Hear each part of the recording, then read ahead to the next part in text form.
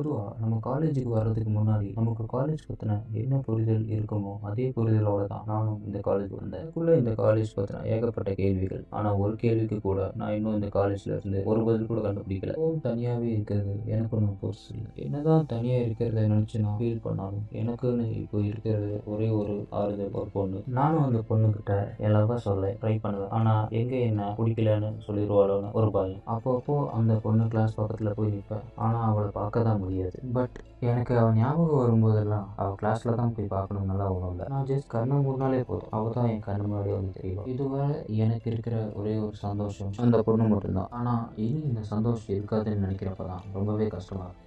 எனக்கு புரியலையா? இன்னைக்கு தான் அவ கூட இருக்க போற கடைசி நாள். இந்த காலேஜ் லைஃப் எனக்கு உண்மையாவே ஒரு அழகான மேஜிக் எக்ஸ்பீரியன்ஸ் கொடுத்துருக்கு. இந்த காலேஜ் லைஃப்பை நான் எப்படி பார்க்குறேன்னா, உங்கள்கிட்ட நான் எப்படின்னு நான் சொல்கிறேன், ஒரு பட்டாம்பூச்சி கூட கம்பேர் பண்ணி சொல்கிறேன். ஒரு பட்டாம்பூச்சியோட க்ரோத் எப்படி இருக்குமோ அதே மாதிரி தான் இந்த காலேஜ் லைஃப்பையும் நான் பார்க்குறேன். காலேஜில் வந்து சேர்ந்தப்போ அந்த கேட்டபிள்ளை மாதிரி தான் இருந்தேன். ஆனால் இன்னைக்கு நான் ஒரு அழகான பட்டாம்பூச்சியாக இங்கே இருக்குன்னா, இன்னைக்கு இந்த காலேஜை விட்டு பறந்து போகிறத நினச்சா தான் ரொம்ப கஷ்டமா. இந்த காலேஜ் படிக்கிறவரை இந்த காலேஜ் யாருமே தெரியல. கிளாஸ் எடுத்துட்டு இருப்பாங்க. அப்போல்லாம் எப்படா கிளாஸ் முடியும்னு ஒரே கடுப்பு வரும். அதே காலேஜ் முடியும் போது ஏன் எனக்கு கவலை எது என்னவோ. இன்னைக்கு காலேஜ் லாஸ்ட் டே. நான் பண்ண மிஸ்டேக்ஸ் எல்லாத்தையுமே சரி பண்ணணும்னு தான் நினைக்கிறேன். ஆனால் அதுக்கு என்ன வழின்னு தான் தெரியல. வாங்க இங்கே காலேஜில் எல்லாருக்கும் பிடிச்ச பிளேஸ் காட்டுறேன். இதுதான் எங்கள் காலேஜ் இருக்கும். இங்கே தான் எல்லா விதமான எமோஷனல்ஸையும் பார்க்க முடியும். ஃபார் எக்ஸாம்பிள் கோபம், டென்ஷன், ஃப்ரெண்ட்ஷிப், லவ், எல்லா விதமான சண்டை சச்சரவு இங்கே தாங்க பார்க்க முடியும். இந்த காலேஜ் ஃபுட் கோர்ட் எனக்கும் ஃபேவரட் தான். இங்கே எனக்கு ரொம்பவே ஃபேவரட்டான ஜூஸ்னால் அது மொஜிட்டோ தான். அதுக்கப்புறம் சிக்கன் ஃப்ரைட் ரைஸ்னால் ரொம்ப பிடிக்கும். என்னடா இவன் சாப்பிட்றது பற்றியெல்லாம் சொல்கிறானேன்னு எல்லாம் நினைக்காதீங்க. ஏன்னா நான் ஹாஸ்டல் ஸ்டூடெண்ட். இப்போ சொல்கிறது ஹாஸ்டல் ஸ்டூடெண்ட்ஸ் கண்டிப்பாக கனெக்ட் ஆகும். நான் ஹாஸ்டல் ஸ்டூடெண்ட்ஸ்க்கு மட்டும்தான் தெரியும் நல்ல சாப்பாடோட அருமை. ஹாஸ்டல் ஸ்டூடெண்ட்ஸ் நான் சொல்கிறது உண்மை தானே? சரி வாங்க, நான் பண்ண மிஸ்டேக்ஸை சரி பண்ண போகிறோம். இதுதான் என் கிளாஸ். இவங்க தான் என் கிளாஸ். என்னை மதித்து என்கிட்ட ஒழுங்காக கரெக்டாக ரிப்ளை பண்ணுறவங்க அதிகமாக தான். ஒருத்தன் பேர் சார்லஸ், இன்னொருத்தன் பேர் சந்திரு. இவங்க ரெண்டு பேர்த்தோட நேம் ஸ்டார்டிங் லெட்டர் சி. அதனாலேயோ என்னமோ தெரியல, இவங்க ரெண்டு பேரும் ரொம்ப க்ளோஸ். நான் பேசுகிறத கேட்கறதுக்கு ஆள் இல்லைன்னு நினைக்கும் போது, இவனுங்க நான் பேசுகிறத கேட்கறதுக்கு இருக்காங்கன்னு நினைக்கும் போது ரொம்ப சந்தோஷமாக இருக்கும்.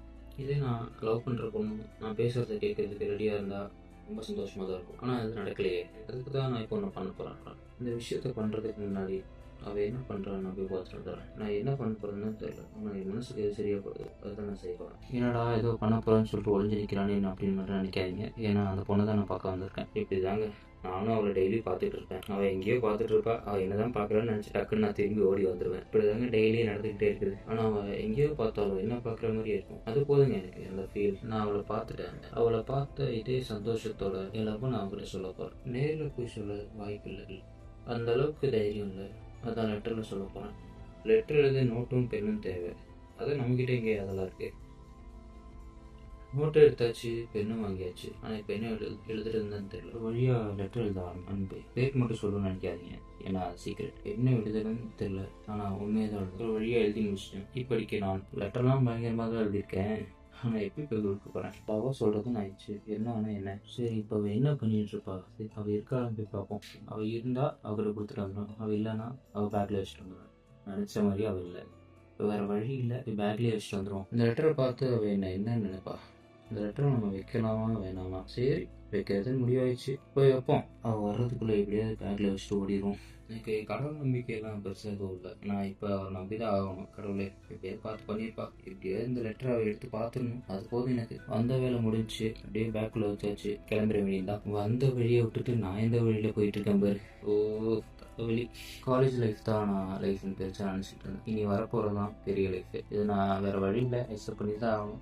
அக்செப்ட் பண்ணிக்கிறேன். எனக்கு ஒரு பழக்கம் இருக்குது. லைஃப்பில் ஒரு சில விஷயங்கள் எனக்கு நடந்தால் அது நம்பவும் முடியாது, ஏற்றுக்கவும் முடியாது. வீட்டுக்கு ஒரே பிள்ளையாவே வளர்ந்ததுனால பெருசாக யார்ட்டையும் பேசுறதில்ல, பழகிறதில்ல. ஏன்னா நான் தனியாகவே இருந்து பழகிட்டேன். அப்படியே இருந்து பழகினால என்னமோ தெரியல, என்னால் இங்கே வந்து கூட யார் கூடயும் பேசவும் முடியல, பழகவும் முடியல. என் பழக்கமே எல்லாரும் சொல்ல முடியாததுக்கு காரணமாயிடுச்சு.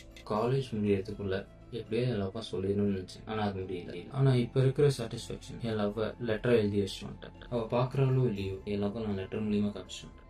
இந்த ஹாப்பினஸ் எனக்கு லைஃப் முழுக்க இருந்தாலே போதும். இந்த காலேஜ் எனக்கு ஒரு சில விஷயங்களை தந்திருக்கு. அதுதான் இந்த காலேஜ் எனக்கு கொடுத்துருக்க பெரிய அழகான மெமரிஸ். வழி கலந்த ஒரு சந்தோஷத்தோட நான் இந்த காலேஜை விட்டு போகிறேன்.